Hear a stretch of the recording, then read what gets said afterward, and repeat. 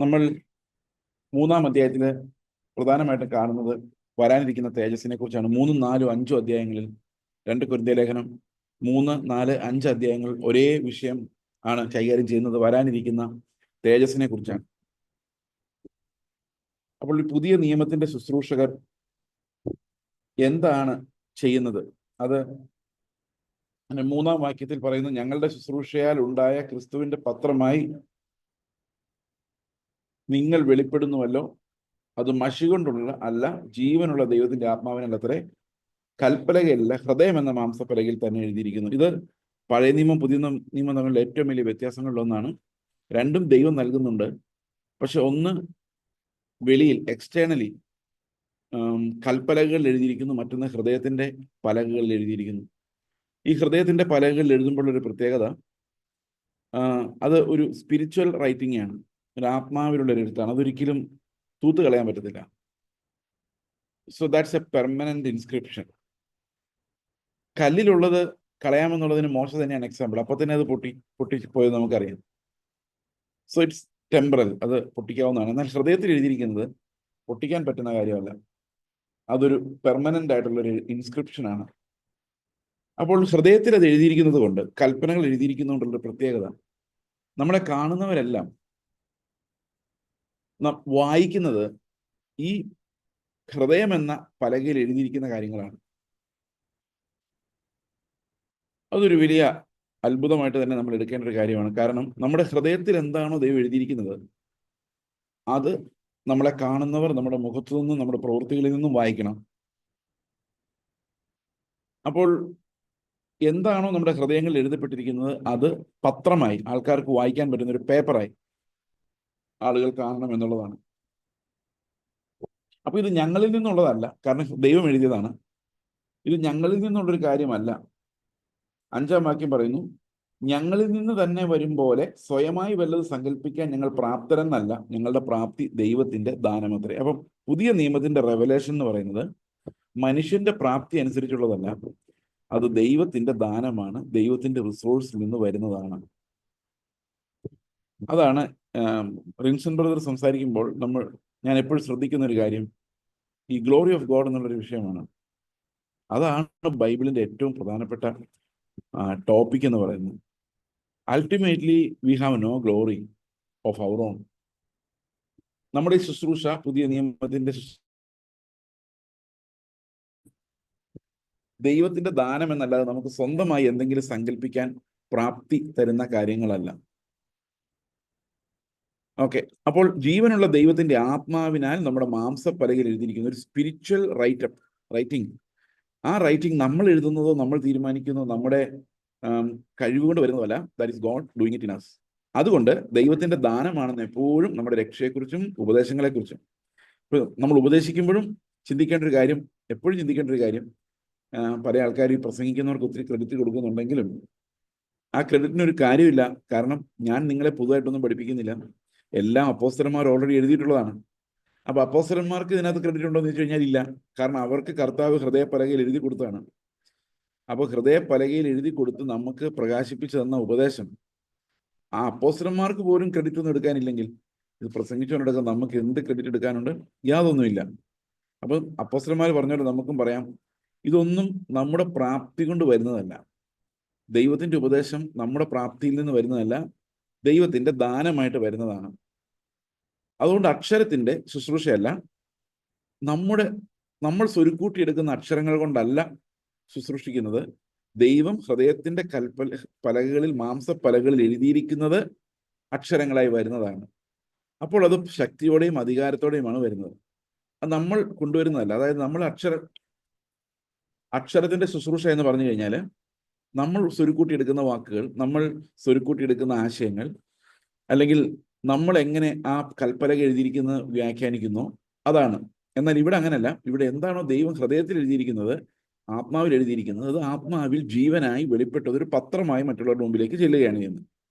അപ്പൊ പുതിയ നിയമത്തിന്റെ ശുശ്രൂഷ എന്ന് പറയുന്നത് എളുപ്പമല്ല, എന്നാൽ വളരെ എളുപ്പമാണ് താനും. കാരണം മനുഷ്യരുടെ പ്രയത്നങ്ങൾ, റിസോഴ്സ് വെച്ച് നോക്കിയാൽ ഇത് ഒട്ടും എളുപ്പമല്ല, ഒന്നും ചെയ്യാൻ പറ്റില്ല. അതുകൊണ്ടാണ് പഴയ നിയമത്തിൽ എല്ലാവരും പ്രസംഗിക്കുന്നത്. കാരണം പ്രസംഗം ഉണ്ടാക്കാൻ വളരെ എളുപ്പമാണ്. എന്നാൽ പുതിയ നിയമത്തിൽ പ്രസംഗം ഉണ്ടാക്കാൻ വലിയ പാട്. ഇതെന്താ പ്രസംഗിക്കേണ്ടതെന്ന് നമുക്കറിയില്ല. ഇതെല്ലാം അറിയാലോ, ഓൾറെഡി വളരെ ക്ലിയർ ആണ്, സിമ്പിളാണ്. ഇത് എന്ത് പ്രസംഗിക്കാനാണ്? പക്ഷെ ആത്മാവ് അങ്ങനെയല്ല വെളിപ്പെടുന്നത്. ആത്മാവിൽ ജീവനായി വരുമ്പോൾ അത് വളരെ ലളിതമാണ്. ഈ പുതിയ നിയമം വളരെ ലളിതമായിട്ട് നമുക്ക് ആത്മാവിൽ മനസ്സിലാക്കാൻ സാധിക്കും. അപ്പം ഹൃദയത്തിന്റെ പലകയിൽ എഴുതിയിരിക്കുന്ന മാംസപ്പലകയിൽ എഴുതിയിരിക്കുന്നതുമായ രണ്ട് നിയമങ്ങൾ തമ്മിലുള്ള വ്യത്യാസമാണ് 3, 4, 5 അധ്യായങ്ങൾ നമ്മൾ കാണുന്നത്. ഇത് തന്നെയാണ് എബ്രായ ലേഖനത്തിലും കാണുന്നത്. ഈ രണ്ട് നിയമങ്ങൾ തമ്മിലുള്ള വ്യത്യാസമാണ്, അതിന്റെ ആത്യന്തികമായ മഹത്വത്തിലുള്ള വ്യത്യാസമാണ് നമ്മൾ കാണുന്നത്. അപ്പോൾ അതിനടുത്ത വാക്യം എഴുതിയിരിക്കുന്നത്, ഞങ്ങൾ പുതിയ നിയമത്തിന്റെ ശുശ്രൂഷകന്മാരാകുവാൻ പ്രാപ്തരാക്കി. അക്ഷരത്തിന്റെ ശുശ്രൂഷകരല്ല, ആത്മാവിന്റെ ശുശ്രൂഷകന്മാരത്രേ. അപ്പൊ നമ്മൾ നമ്മുടെ ആശയങ്ങൾ പറയുന്നിടത്ത് എല്ലാം മരണമാണ് വ്യാപരിക്കുന്നത്. ഇത് ഞാൻ പണ്ട് ബൈബിൾ കോളേജിൽ നിന്ന് ഇറങ്ങിയ സമയത്ത് നല്ല ആവേശമുണ്ട്, പ്രസംഗിക്കാൻ ഭയങ്കര ആവേശമൊക്കെ ഉണ്ട്. അപ്പോൾ നല്ല പ്രസംഗങ്ങൾ ഉണ്ടാക്കും. അത് നമ്മളെ പഠിപ്പിക്കും ബൈബിൾ കോളേജിൽ, എങ്ങനെയാണ് ഒരു പ്രസംഗം ഉണ്ടാക്കേണ്ടത്, അതിന് ആമുഖം എങ്ങനെ ആയിരിക്കണം, കൺക്ലൂഷൻ എങ്ങനെ ആയിരിക്കണം. ഓക്കെ, അപ്പോൾ ഈ എന്താ പറയുന്നത്, അങ്ങനെ നമ്മൾ അക്ഷരം കൊണ്ടുണ്ടാക്കുന്ന ഒരു ശുശ്രൂഷയിൽ കുറേ നാള്, അപ്പൊ ആൾക്കാർക്ക് നല്ല രസമാണ്, ഇത് കേൾക്കാൻ നല്ല രസമാണ്, പറയാൻ നല്ല രസമാണ്. പുതിയ പുതിയ ആശയങ്ങൾ ഇങ്ങനെ നമുക്ക് ബൈബിൾ എടുത്തു കഴിഞ്ഞാൽ ഇങ്ങനെ കിടക്കുകയാണ്. പക്ഷേ ഒരു ടൈമിൽ നമുക്ക് മനസ്സിലാവുന്ന ഒരു കാര്യമുണ്ട്, ഇതും കൊണ്ടൊന്നും ജീവൻ ഉണ്ടാകുന്നില്ല. ഇതൊക്കെ ബുദ്ധിയിലോട്ട് പോയിട്ട് മരണം ഉണ്ടാക്കുന്നേ ഉള്ളൂ.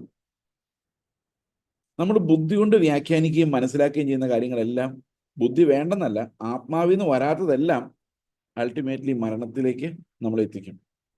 ഇവിടെ ന്യായപ്രമാണത്തെക്കുറിച്ച് പറയുന്നത് മരണത്തിന്റെ ശുശ്രൂഷ എന്നാണ്. അത് എന്തുകൊണ്ടാണെന്ന് വെച്ച് കഴിഞ്ഞാൽ, കാര്യം ഭയങ്കര തേജസ്സുള്ളതാണ്, ദൈവം എഴുതി കൊടുത്താണെങ്കിലും ഇത് വായിച്ചിട്ട് ഒരുത്തരും രക്ഷപ്പെടുന്നില്ല, എല്ലാം മരണത്തിലേക്ക് പോവുകയാണ്. ന്യായപ്രമാണത്തിന്റെ പ്രവൃത്തികളാൽ ഒരു ജഡവും നീതീകരിക്കപ്പെടുകയോ ജീവൻ പ്രാപിക്കുകയോ ചെയ്യാതെ എല്ലാവരും ഒരുപോലെ മരണത്തിലേക്ക് പോയിക്കൊണ്ടിരിക്കുന്ന ഒരു ശുശ്രൂഷയാണ്. എന്നാലും അത് ഭയങ്കര തേജസ്സുള്ളതാണ്. അപ്പോൾ ഇവിടെ പറയുന്നത് മരണ ശുശ്രൂഷ, കല്ലിൽ അക്ഷരമായി കൊത്തിയിരുന്ന മരണ ശുശ്രൂഷ. അപ്പൊ നമുക്ക് പ്രാപ്യമല്ല, നമ്മളിൽ നിന്ന് ദൂരെയാണ്, നമ്മളിൽ നിന്ന് വ്യത്യസ്തമായി കയ്യിൽ ദൈവത്തിന്റെ വിശുദ്ധ നിയമങ്ങൾ തന്നിരിക്കുകയാണ്. നമുക്ക് അതുമായിട്ട് ആത്മാവിൽ കണക്ഷൻ ഇല്ല.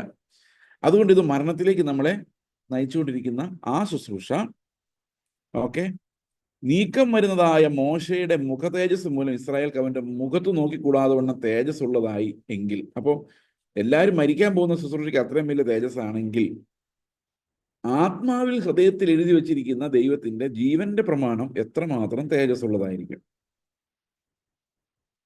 അപ്പോൾ ദൈവത്തിന്റെ തേജസിന്റെ യഥാർത്ഥ വെളിപ്പാട് പുതിയ നിയമത്തിലാണ്, ഈ പുതിയ ഉടമ്പടിയിലാണ് വരുന്നത്.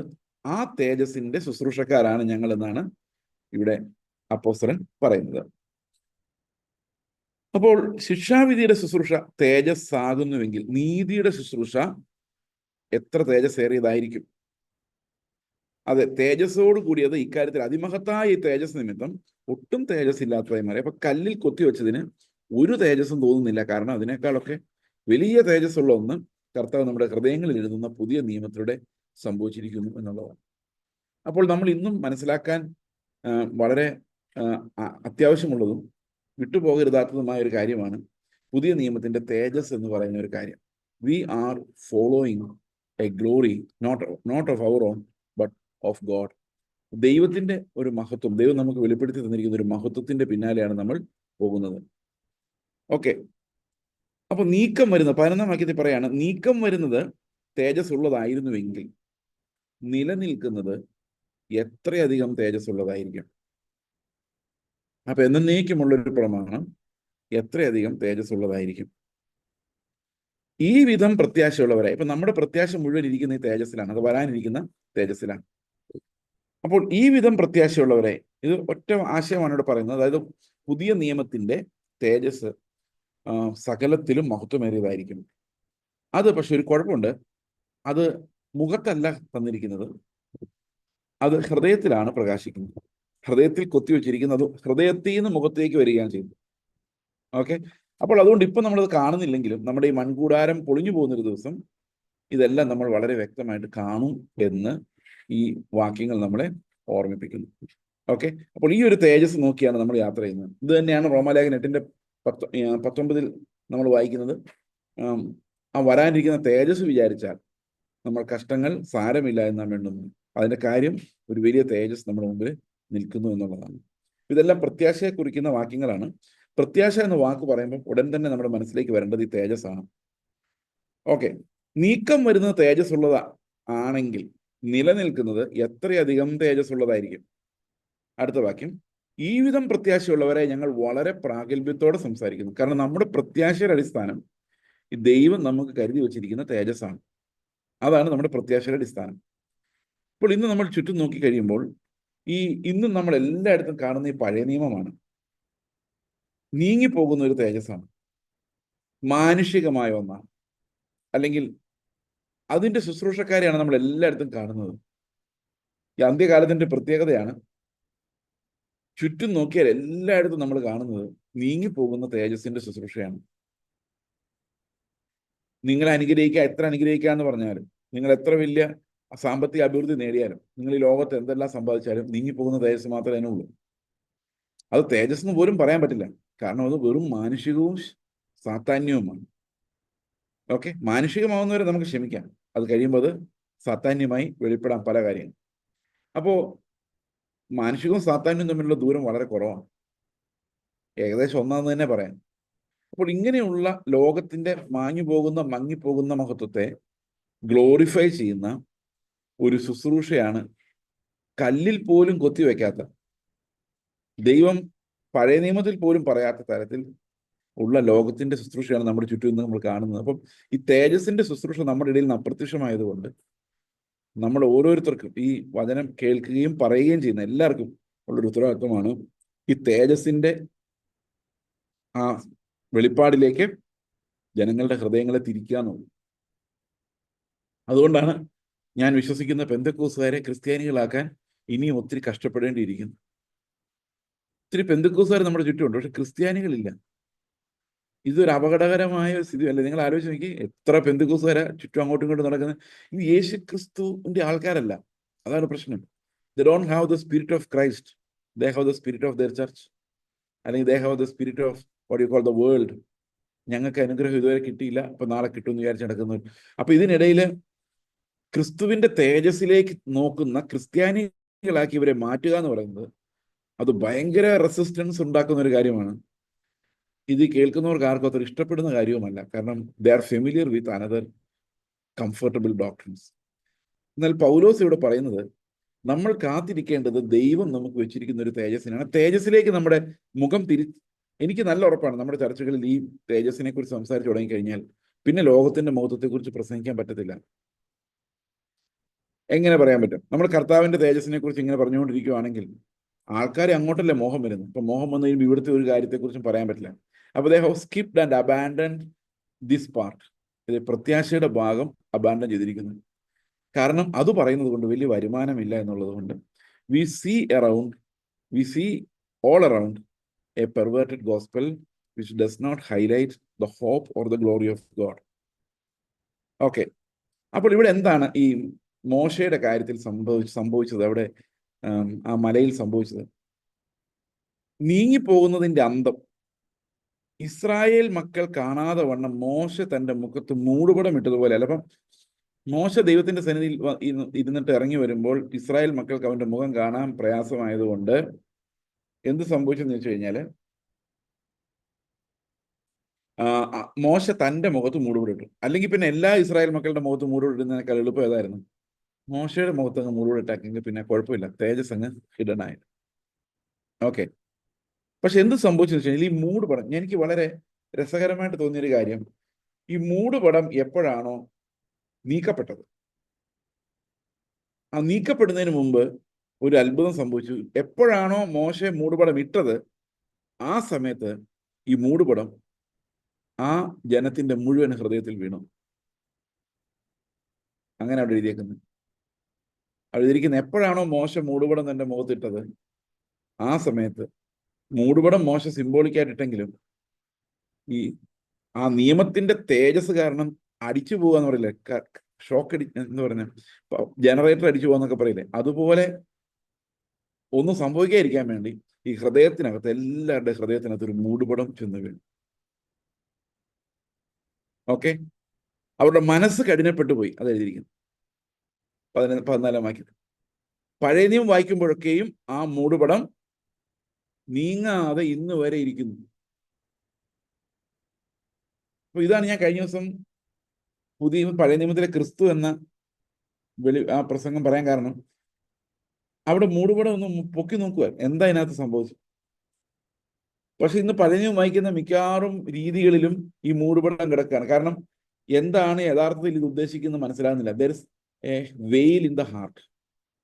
നിങ്ങൾ ഈ പഴയ നിയമത്തിലെ പ്രസംഗങ്ങൾ കേട്ടു നോക്കി, എല്ലാ പ്രസംഗത്തിലും ക്രിസ്തുവിനെ വെളിപ്പെടുത്താത്ത ഒരു മൂടുപടം വന്ന് കിടപ്പുണ്ട്. അവര് ദാവീദിനെ കുറിച്ച് പറഞ്ഞിട്ട് പോവാണ്. കഴിഞ്ഞ ദിവസം ഞാനൊരു പാസ്റ്റർ പറഞ്ഞപ്പോൾ അദ്ദേഹം പറഞ്ഞത്, പഴയ നിയമം പ്രസംഗിച്ചിട്ട് ക്രിസ്തു ആരാന്ന് പറയാതെ പോകുന്നതാണ് ഇന്നത്തെ അപകടം. കാരണം മൂടുപടം കിടക്കുകയാണ്. ആ മൂടുപടം നീങ്ങി പോകുന്നില്ല. എത്രയോ സ്ഥലങ്ങളിൽ, എത്രയോ ഇവിടെ എല്ലാം നമ്മൾ കേൾക്കുന്ന ഈ മൂടുപടം നീങ്ങി പോകാത്ത ശുശ്രൂഷകളാണ്. അപ്പൊ എന്ത് വായിച്ചാലും we need to understand that veil has been removed. Okay, അപ്പോൾ മൂടുപടം ഇന്നും പഴയ നിയമം വായിക്കുമ്പോൾ സംഭവിക്കുന്നത് മൂടുപടം നീങ്ങാതെ കിടക്കുന്നു. ഇപ്പൊ ഇസ്രായേൽ മക്കളുടെ മുഴുവൻ പ്രശ്നം അതായിരുന്നു, യഹൂദന്മാരുടെ മുഴുവൻ പ്രശ്നം അതായിരുന്നു, മൂടുപടം നീങ്ങാതെ ഹൃദയത്തിൽ കിടക്കുന്നു. That was the difficulty. Okay, ഇപ്പം അടുത്ത വാക്യത്തിൽ 15-ാം വാക്യത്തിൽ പറയുന്നത്, മോശയുടെ പുസ്തകം വായിക്കുമ്പോൾ മൂടുപടം ഇന്നയോളം അവരുടെ ഹൃദയത്തിന്മേൽ കിടക്കും. അവരുടെ ഹൃദയത്തിന്മേൽ. ആരുടെ ഹൃദയത്തിന്മേൽ? ഈ വെളിപ്പാട്, തേജസ്സിന്റെ വെളിപ്പാട് കിട്ടാത്തവരുടെ ഹൃദയത്തിന്മേൽ എന്ത് സംഭവിച്ചിരിക്കുന്നു? ഈ പഴയ നിയമം വായിക്കുമ്പോഴെല്ലാം മൂടുപടം കിടക്കുന്നു. ഇപ്പൊ നമുക്ക് വളരെ ലളിതമായിട്ട് മനസ്സിലാക്കാം എന്തുകൊണ്ടാണ് ഈ പെന്തക്കോസ്ത് സഭകൾ പൊതുവെ ഇങ്ങനെ ക്രിസ്തുവിനെ അറിയാത്തവരായി കിടക്കുന്നത്. അവർ പഴയ നിയമം വായിച്ച് ഈ മൂടുപടം അവരുടെ ഹൃദയത്തിൽ കിടക്കുന്നത് കൊണ്ട് എത്ര പറഞ്ഞാലും യേശുക്രിസ്തുവിനെ കുറിച്ച് മനസ്സിലാക്കാനുള്ള ആ വെളിപ്പാട് അവർക്കില്ലാതെ പോകുന്നു. ഇത് എത്ര അപകടകരമാണ്. ഓരോ സഭകളിൽ നിന്ന്, ക്രിസ്തീയ സഭകളിൽ നിന്ന് ഇവർ ഇറങ്ങിയിട്ട് എങ്ങും എത്താതെ ആ മൂടുപടം വലിച്ച് ഹൃദയത്തിലേക്ക് ഇട്ട് പഴയ നിയമ വിശ്വാസികളെ പോലെ ഇപ്പൊ അനുഗ്രഹം വരും എന്ന് വിചാരിച്ച് ജീവിക്കുന്ന ഒരു കൂട്ടം ജനം നമ്മുടെ ചുറ്റുമുണ്ട്. ഓക്കെ, അപ്പോൾ ഈ ഒരു മൂടുപടം നീങ്ങിപ്പോകുന്നത് അവരെപ്പോഴാണോ കർത്താവിങ്കിലേക്ക് തിരിയുന്നത് അപ്പോഴാണ്. അടുത്ത വാക്യം അങ്ങനെയാണ്, ക്രിസ്തുവിങ്കിലേക്ക് തിരിയുമ്പോൾ, കർത്താവിങ്കിലേക്ക് തിരിയുമ്പോൾ ഈ മൂടുപടം നീങ്ങിപ്പോകും. അപ്പൊ ഇന്ന് സകല മനുഷ്യരോടും നമ്മൾ പറയുന്നത്, അത് പെന്തക്കോസ്തുകാരായാലും ആരായാലും അവരുടെ എല്ലാം പറയുന്നത്, നിങ്ങളുടെ ഹൃദയത്തിൽ കിടക്കുന്ന മൂടുപടം നീങ്ങിപ്പോകണം. ക്രിസ്തുവിങ്കിലേക്ക് തിരിഞ്ഞാൽ അത് നീങ്ങിപ്പോകും. പ്രിയ സഹോദരങ്ങളെ, ഈ ക്രിസ്തുവിനെ കുറിച്ച് ഒന്ന് പറ എന്ന് ഞാൻ പലരോടും പ്ലീഡ് ചെയ്തിട്ടുണ്ട്. പക്ഷെ പറ്റുന്നില്ല. പലരും അവരുടെ ഹെൽപ്ലെസ്നെസ് എന്നോട് പറഞ്ഞിട്ടുണ്ട്. ആ സിസ്റ്റം പറ്റുന്നില്ല, അവർക്ക് നടപ്പാകുന്നില്ല. എത്ര പെയിൻഫുൾ ആണ്. ഞാൻ അവിടുത്തെ ഒരു നിമിഷം പോരെ യേശുക്രിസ്തുവിനെ കുറിച്ച് അങ്ങ് പറഞ്ഞാൽ പോരെ. അങ്ങനെ പറയാൻ അവരുടെ ഉള്ളിൽ ആ വെളിപ്പാട് വരുന്നില്ല. ആ ഹാർട്ട് എന്താ പറയുന്നത്, മൂടിക്കിടക്കുകയാണ്. ഞാൻ നിങ്ങളോട് പറഞ്ഞല്ലോ കഴിഞ്ഞ അടുത്തയിടെ ഒരു ചർച്ച ചെന്നിട്ട് ഞാൻ എല്ലാ ദിവസവും പറഞ്ഞു, നിങ്ങൾ വർഷിപ്പ് ചെയ്യുമ്പോഴെങ്കിലും യേശു കർത്താവ് നമുക്ക് വേണ്ടി മരിച്ചു ഒരു വാക്ക് ആഡ് ചെയ്യുക. നിങ്ങൾ പറയുന്ന എല്ലാം പറഞ്ഞോ, കഴിഞ്ഞ ആഴ്ച നടത്തിയതിൻ്റെ അപ്പുറത്ത് നടത്തിയ എല്ലാം പറഞ്ഞോ. പക്ഷെ ഒരു വാക്ക് ടെൽ അബൌട്ട് ജീസസ് ക്രൈസ്റ്റ് 5 ദിവസം അവർക്ക് ചെയ്യാൻ പറ്റില്ല. അവസാന ദിവസം കർത്തൃമേശ ഉണ്ടായിരുന്നുകൊണ്ട് ഒരു യേശു ക്രിസ്തുവിന്റെ ഒരു വാക്ക് പറഞ്ഞു. എത്ര കഷ്ടമാണ്. അപ്പൊ ഈ മൂടുപടം നീങ്ങാതെ കിടക്കുന്നു എന്നുള്ളത് ആ അക്ഷരങ്ങളുടെ ശുശ്രൂഷ. എന്നിട്ട് അവർ പറയും നമുക്ക് ആത്മാവില്ല. യേശുക്രിസ്തുവിനെ വെളിപ്പെടുത്താതെ അക്ഷരങ്ങളുടെ ശുശ്രൂഷ ഇന്നും ചെയ്തിട്ട് അവർ പറയും നമുക്ക് ആത്മാവിൽ മാത്രമേ നമുക്ക് ക്രിസ്തുവിനെ മനസ്സിലാക്കാൻ പറ്റുള്ളൂ.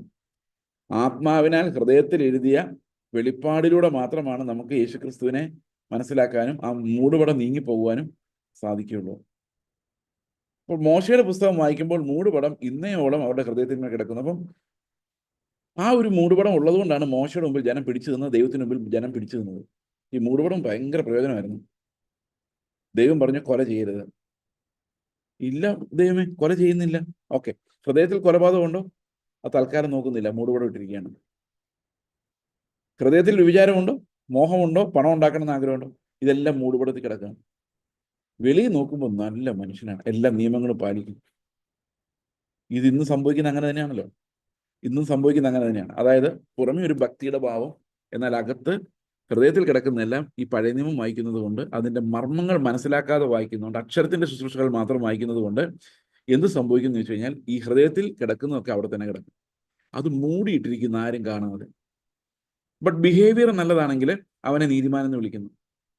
കാരണം അകം ആരും നോക്കുന്നില്ല. വിശ്വാസത്താലുള്ള നീതിയല്ല, പ്രവൃത്തിയാലുള്ള നീതി തന്നെ പ്രസംഗിക്കുന്നു. കാരണം അകം ആരും നോക്കുന്നില്ല.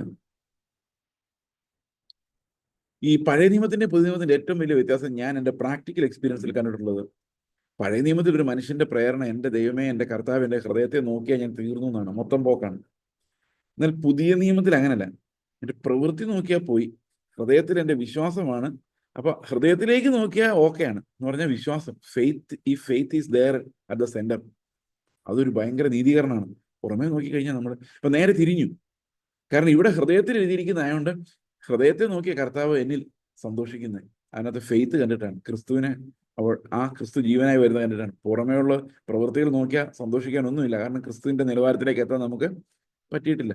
അപ്പൊ ശരിക്കും പഴയ നിയമത്തിൽ സംബന്ധിച്ച് പുറമേയുള്ള പ്രവൃത്തികൾ വെച്ച് താൽക്കാലികമായ ഒരു നീതി അഡ്ജസ്റ്റ് ചെയ്ത് ഉണ്ടാക്കിയിട്ട് ഹൃദയത്തിൽ മൂടുപടം കിടക്കുമ്പോൾ, പുതിയ നിയമത്തിൽ ഹൃദയത്തിൽ മൂടുപടം എടുത്തു കളഞ്ഞിട്ട് നമ്മൾ ക്രിസ്തുവിന്റെ പ്രകാശത്തിലേക്ക് നോക്കുകയും ആ ഹൃദയത്തിനകത്ത് ക്രിസ്തുവിന്റെ തേജസ് വെളിപ്പെടുകയും ചെയ്യുന്നു. ഇതാണ് ഇത് തമ്മിലുള്ള ഏറ്റവും ഭയങ്കര വ്യത്യാസമായിട്ട് നമ്മൾ കാണുന്നത്. മോശയുടെ പുസ്തകം വായിക്കുമ്പോൾ മൂടുപടം ഇന്നയോളം അവരുടെ ഹൃദയത്തിന്മേൽ കിടക്കുന്നു. കർത്താവിങ്കിലേക്ക് തിരിയുമ്പോൾ ആ മൂടുപടം നീങ്ങിപ്പോകും. ഓക്കെ, മൂടുപടം നീങ്ങിപ്പോകും. അപ്പം മൂടുപടം നീങ്ങിയാൽ എന്ത് സംഭവിക്കും? ഈ മൂടുപടം നീങ്ങിയാൽ ഒരു പ്രധാനപ്പെട്ട കാര്യം, നമ്മൾ പിന്നെ ഒന്നും അഭിനയിക്കേണ്ട എന്നുള്ളതാണ് ഏറ്റവും പ്രധാനപ്പെട്ട സന്തോഷം. We don't have to pretend anything. കാരണം ദൈവത്തിന് നമ്മുടെ ഹൃദയം അറിയാം. ഹൃദയം അറിയാവുന്ന ദൈവത്തിന് മുമ്പിൽ നമ്മൾ നിൽക്കുന്നുണ്ട്. ഒന്നും അഭിനയിക്കേണ്ട കാര്യമില്ല. We have a freedom in the spirit. ആത്മാവുള്ളിടത്ത് എന്തുണ്ട്? ആത്മാവുള്ളിടത്ത് സ്വാതന്ത്ര്യമുണ്ട്. കാരണം നമ്മുടെ ഹൃദയത്തെ ആത്മാവ് തുറക്കുമ്പോൾ ദൈവത്തിന്റെ അടുത്താണ് തുറക്കുന്നത്, നാട്ടുകാരുടെ മുമ്പിലല്ല. ഈ ദൈവത്തിന്റെ അടുത്ത് തുറന്നു കഴിഞ്ഞാൽ സംഭവിക്കുന്നത് എന്താ വെച്ച് കഴിഞ്ഞാൽ അവിടെ ദൈവത്തിന്റെ തേജസ്സാണ് നിറയുന്നത്. അപ്പോൾ ഈ മൂടുപടം നീങ്ങുക എന്ന് പറയുന്നത്, ദൈവത്തിന് മുമ്പിൽ ഓണസ്റ്റ് ആവുക എന്ന് പറയുന്നത് വലിയ കാര്യമാണ്. ഈ ഓണസ്റ്റ് ബിഫോർ ഗോഡ് എന്ന് പറയുന്നൊരു ബുക്കുണ്ട്. പല സമയത്തും നമ്മൾ ദൈവത്തോട് അത്ര ഓണസ്റ്റ് ആണോ? എല്ലാം ദൈവത്തിന് അറിയാം, എന്നാലും നമ്മൾ ദൈവത്തിന് മുമ്പിൽ ചില നമ്പറുകൾ കാണിക്കുന്നതായിട്ട് എനിക്ക് തോന്നിയിട്ടുണ്ട്. When you are completely, your spirit is open, that veil is removed. ഈ മൂടുപടം നീങ്ങിപ്പോകുമ്പോൾ എൻ്റെ യഥാർത്ഥ പിക്ചറുമായിട്ട് ദൈവത്തിൻ്റെ അടുത്ത് എല്ലാം എനിക്ക് മടിയുണ്ടാകത്തില്ല. എൻ്റെ ഭക്തി കുറവ്, എൻ്റെ ഡിവോഷന്റെ കുറവ്, അല്ലെങ്കിൽ എൻ്റെ ഹൃദയത്തിലുള്ള കുശുമ്പ്, എൻ്റെ പരാജയങ്ങൾ, ഇതൊന്നും ദൈവത്തിന് മുമ്പിൽ നമുക്ക് ലജ്ജ തോന്നുകയില്ല. കാരണം ആത്മാവുള്ളിടത്ത് ഭയങ്കര സ്വാതന്ത്ര്യമാണ്. കർത്താവെ, എനിക്ക് നിന്റെ പ്രകാശം മതി, നിന്റെ തേജസ് മതി, അതിലെനിക്ക് നാണം കെട്ടാലും കുഴപ്പമില്ല. I'm hungry for your glory, I'm hungry for your approval, I'm hungry for your presence. ഇത് വന്നു കഴിയുമ്പോഴേക്കും നമുക്ക് ഈ ആത്മാവ് നമ്മുടെ ഉള്ളിൽ അത് നിർബന്ധിക്കുമ്പോഴേക്കും നമുക്ക് പിന്നെ എന്ത് തുറന്നു വെച്ചാലും നോ പ്രോബ്ലം. ഈ ഒരു സ്വാതന്ത്ര്യമാണ് ദൈവം പുതിയ നിയമത്തിൽ നമുക്ക് തരുന്നത്. പഴയ നിയമത്തിൽ തുറന്നാൽ നമ്മൾ അപ്പം തന്നെ നരകത്തിൽ പോകണം. എന്നാൽ പുതിയ നിയമത്തിൽ തുറക്കുമ്പോൾ അത് വിശുദ്ധീകരണത്തിനായിട്ടാണ്. പുതിയ നിയമത്തിൽ തുറക്കുമ്പോൾ ദൈവത്തിന്റെ ഒരു ഓപ്പറേഷൻ ടേബിളിലേക്ക് നമ്മൾ പോവുകയാണ്. Where we will come out victorious because of the Lord. അപ്പോൾ ഒന്നും മറച്ചു വെക്കാതെ, ഇപ്പൊ നമുക്ക് നമ്മളെ അറിയാം, നമ്മൾ ഒന്നിനും ഇത് ഒന്നായിട്ട് ഭാവിക്കേണ്ട കാര്യമില്ല. We know. അപ്പൊ അതുകൊണ്ട് തന്നെ എപ്പോഴും കർത്താവിന് മാത്രമേ ഗ്ലോറി കൊടുക്കാൻ പറ്റുള്ളൂ, ബിക്കോസ് വി നോ അവർസെൽവ്സ്. അപ്പൊ അതുകൊണ്ട് തന്നെ ഞാൻ പ്രസംഗിച്ച് നിങ്ങൾ കേട്ടാലേ ശരിയാവുള്ളൂ എന്ന് എനിക്ക് പറയാൻ പറ്റില്ല. നമ്മുടെ പിന്നാലെ നമ്മളെക്കാൾ വലിയ ശുശ്രൂഷകർ വന്നുകൊണ്ടേയിരിക്കും. They will preach more deeply. കാരണം കർത്താവിൻ്റെ അടുത്തേക്ക് നമ്മൾ അടുത്തടുത്ത് ചെല്ലും തോറും അടുത്ത generation will be more powerful than us. അത് അങ്ങനെ ആയേ പറ്റുള്ളൂ, because that's how God leads. അപ്പൊ തക്ക സമയത്ത് അടുത്തടുത്ത ജനറേഷൻ മുമ്പോട്ട് കയറി വന്ന് ഈ പഴയ ജനറേഷന്റെ പരാജയങ്ങൾക്ക് മുകളിൽ അവര് കർത്താവിന്റെ ഗ്ലോറി എന്താണ് എന്ന് വെളിപ്പെടുത്താൻ അടുത്തൊരു തലമുറ നമ്മുടെ മുമ്പിൽ വരും. So it will always go like that. അതുകൊണ്ടാണ് ഞാൻ പലയിടത്തു നിന്നും വിത്ഡ്രോ ചെയ്ത് മാറി നിൽക്കാനുള്ള കാരണം. ഞാനൊരു തടസ്സമായി വരാൻ പറ്റും. കാരണം a flesh is always like that. I have a potential to be a blockade for God's glory. അപ്പോൾ always our field is open for any one. അവിടെ ആരിലൂടെയാണ് ദൈവാത്മാവ് പ്രവർത്തിക്കുന്നത് നമുക്കറിയാം. But ultimately his glory will be proclaimed. അടുത്തത്, കർത്താവിങ്കിലേക്ക് തിരിയുമ്പോൾ മൂടുപടം നീങ്ങിപ്പോകും. കർത്താവ് ആത്മാവാകുന്നു. കർത്താവിന്റെ ആത്മാവ് ഒരിടത്ത് സ്വാതന്ത്ര്യമുണ്ട്. നമുക്ക് ഒന്നും മറച്ചു വെക്കേണ്ടതില്ല. God knows who we are. അത് അതുപോലെ തന്നെ നമുക്ക് എൻജോയ് ചെയ്യാൻ പറ്റും. Our brokenness we can enjoy in the presence of God because is infinitely merciful to us.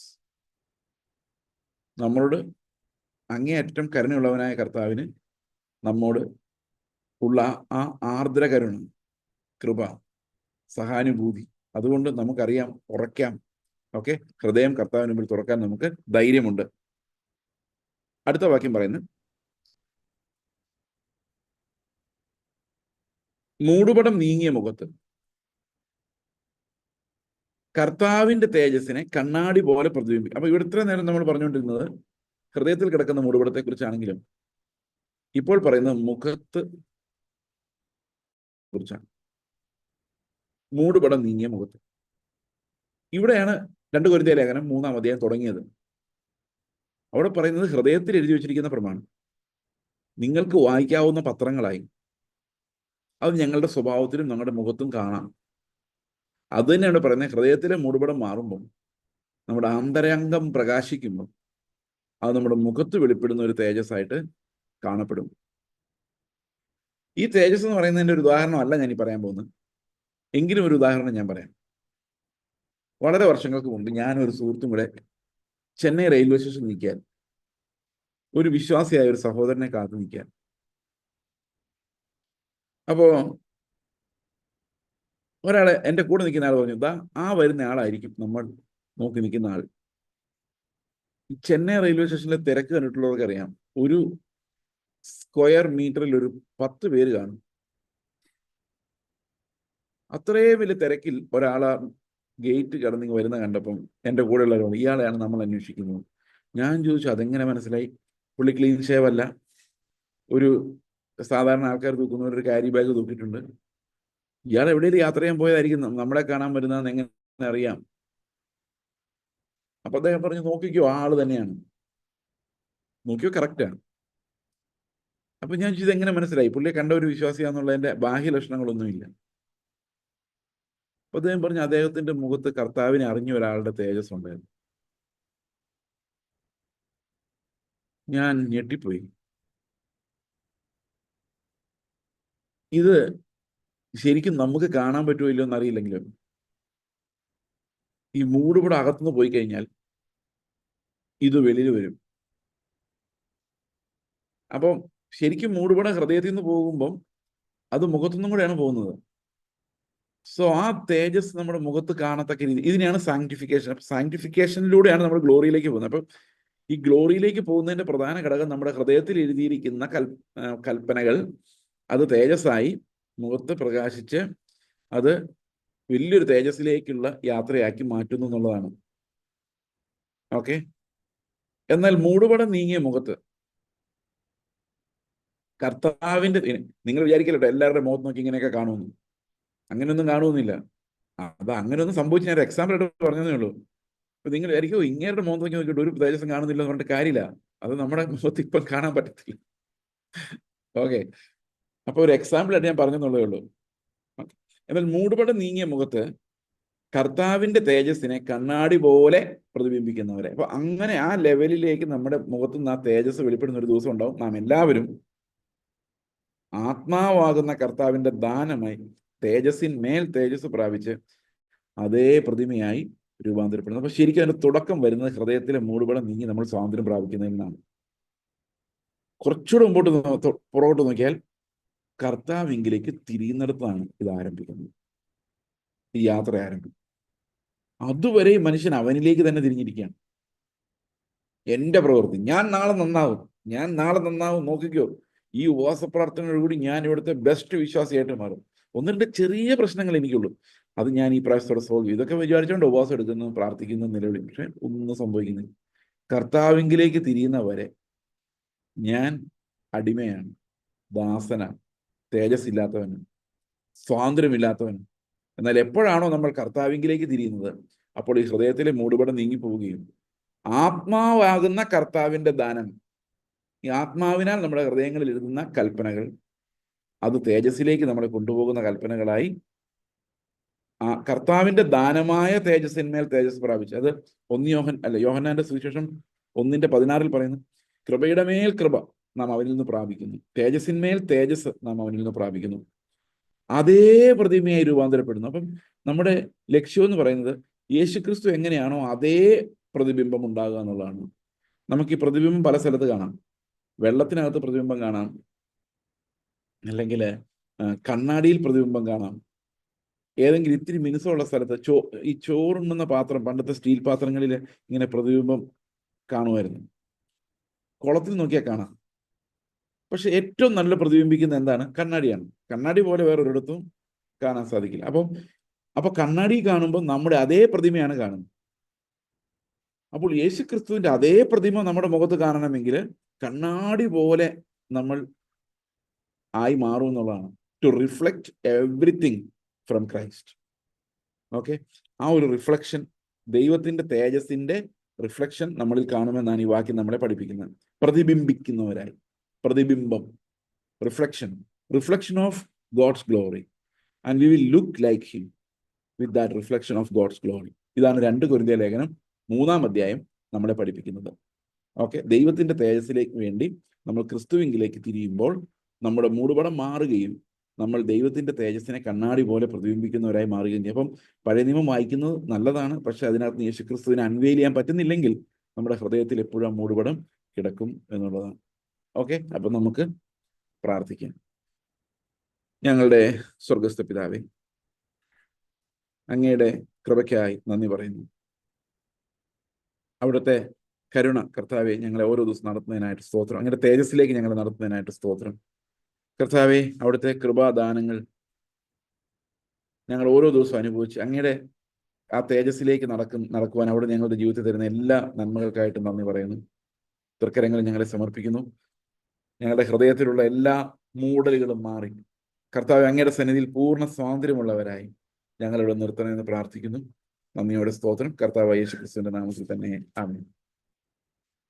നമ്മുടെ കർത്താവായ യേശുക്രിസ്തുവിന്റെ കൃപയും പിതാവായ ദൈവത്തിന്റെ സ്നേഹവും പരിശുദ്ധാത്മാവിന്റെ കൂട്ടായ്മയും നാം ഏവരോടും ലോകത്തിലെ സകല വിശുദ്ധന്മാരോടും ഇന്നു മുതൽ എന്നേക്കും ഉണ്ടായിരിക്കുമാറാകട്ടെ.